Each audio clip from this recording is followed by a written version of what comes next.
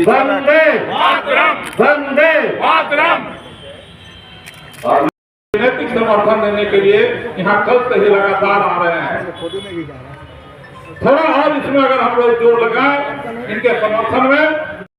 आप जो सत्याग्रह था आपने आज समापन कर दिया, किस बातों पर किया, क्या आश्वासन मिला? सदुराय जी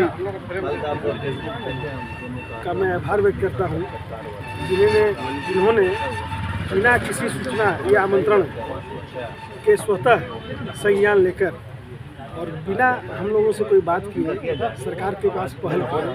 अभी जैसा इन्होंने बताया कि अपर गृह सचिव और मुख्य सचिव से विस्तारपूर्वक बातचीत हुई।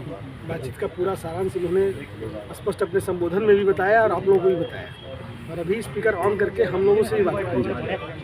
तो इस पर एक आश्वासन हम लोगों को मिला है, 3 सुझाव इन्होंने दिया है सरकार को और तीनों पर काम करना है।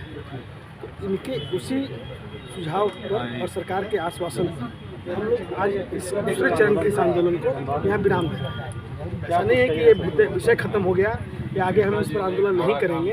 अगर अपराध में कमी नहीं आती है, व्यवसायियों को सुरक्षा की गारंटी नहीं तय होती है, तो निश्चित रूप में हम लोग अगला कदम फिर उठाएंगे और इससे भी धारदार कदम उठाएंगे। इसमें अपनी कोई रणनीति नहीं है, इसलिए इस पर कुछ कहना मेरे लिए मुनासिब नहीं होगा, कहना भी नहीं चाहिए। इसमें तो सबों को समेटना है, तो किसी पर कोई टिप्पणी करके सबको समेटा नहीं जा सकता है। कृष्णा जी ने जो कदम बढ़ाया है, समाज को समेटना है और समाज में हर राजनीतिक दल आता है। लेकिन उनकी विशेष जिम्मेवारी होती है, वो यहाँ के जनप्रतिनिधि हैं, उन्हें आगे आना चाहिए था। अपने बारे में क्या तय करना है, इतना अधिकार तो आप उनको दीजिएगा ना, ये तो उनका अधिकार है क्या अपने लिए तय करते हैं। और हर व्यक्ति के अधिकार का हम लोग को सम्मान करना चाहिए, स्वागत करना चाहिए। सत्याग्रह आंदोलन जो अभी समाप्त कर दिया गया, किस मुद्दे पर किया गया, क्या आश्वासन दिया गया? मैंने विस्तार से बताया कि मैंने आज दिन भर में क्या पहल किया है। सरकार के जिम्मेदार अधिकारी से, गृह सचिव स्तर के अधिकारी से फोन करके बात भी करा दिया है। उन्होंने कहा कि हम लोग उस व्यक्ति को दुबई से यहाँ लाने की आरंभ कर दिया है लोगों ने, और धनबाद पुलिस से अलग एक स्पेशल टास्क फोर्स गठित किया है जो यहाँ के जो अपराधी गिरोह हैं उनको नियंत्रित करें और उन पर कार्रवाई करें, ये उन्होंने कहा। अब जब उन्होंने कहा है, उनके आश्वासन पर मेरी मार्फत, मेरे माध्यम से उन्होंने अपना सत्याग्रह स्थगित किया है, तो मेरी भी जिम्मेदारी बन जाती है कि मैं इस आश्वासन को पूरा कराऊं। तो मैं आश्वासन पूरा कराने के लिए जो भी संभव होगा मैं निजी स्तर पर इसको करूँगा। और धनबाद के लोग अपना यहाँ जनता को, जनसमूह को इकट्ठा करके और धनबाद को भयभीत करने का जो प्रयास कर रहे हैं उसमें अगली कड़ी क्या करेंगे ये तय करेंगे। ठीक, थैंक यू। और एक प्रश्न इससे अलग हटके है, जैसे 5 राज्यों में अभी चुनाव हुए, इस संबंध में क्या कहेंगे कि कैसा रहेगा? एक दिन हम इंतजार कर लें, है ना, क्या कहना है हमको।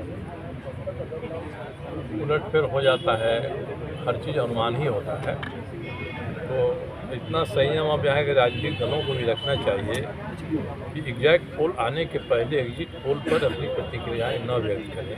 ये मैं उन्हें सलाह दूँगा। 2024 में 2 चुनाव होना है, एक राज्य में होना है, एक केंद्र में होना है, तो INDA गठबंधन जो है तो कहाँ तक चलेगा? क्या लगता है कि INDA गठबंधन सब कुछ ठीक ठाक चल रहा है? ये अब एक विरोध का ध्रुव है, तो आपस में लड़ते झगड़ते भी रहेंगे। नारंगी के फाग की तरह उनको छीलिएगा तो अलग दिखाई पड़ेंगे, नहीं तो एक मुलम्मा चढ़ा कर रहेंगे। उनके पास दूसरा रास्ता क्या है? वे इस इंडी गठबंधन के भीतर अपनी अपनी हिस्सेदारी के लिए लड़ते रहेंगे। ये स्वाभाविक है, आज से नहीं, हम लोग पिछले 35-40 सालों से हम लोग देख रहे हैं। आप किधर रहेंगे? मैं कहाँ हूँ, मैं तो इसमें कहीं नहीं हूँ। मैं विचार के आधार पर, नीति सिद्धांत के आधार पर मैंने कई बार कहा है कि मेरे विचार, नीति सिद्धांत जो संघ परिवार के विचार हैं, भारतीय जनता पार्टी का जो परिवार है उसका विचार है, मेरा विचार वही है। तो वैचारिक समानता तो आपको भाजपा के साथ है। मैं तो कह रहा हूँ आपके सामने, खुलकर कह रहा हूँ, पहले भी कई बार कहा है कि मैं भाजपा से अलग हो गया या उन्होंने मुझे अलग कर दिया तो मेरे विचार नहीं बदल गए। विचार के स्तर पर तो मैं हूँ, मैं चाहता हूँ कि देश मजबूत बने, देश पर कोई संकट आए तो ऐसी सरकार रहे जो खुलकर उसके साथ खड़ा हो, कोई मीन में न निकाले। नहीं तो आज रूस और यूक्रेन में जो हो रहा है और हमास और इजराइल में जो हो रहा है वैसी स्थिति भारत में भी पैदा न हो, और यह ऐसा नहीं होना चाहिए करने की जो सरकार है वैसी सरकार बननी चाहिए। तो एक व्यक्ति तो कोई अकेला चना भाड़ नहीं फोड़ता है ना, ठीक तो एक व्यक्ति के नाते ही अपना विचार व्यक्त करेंगे।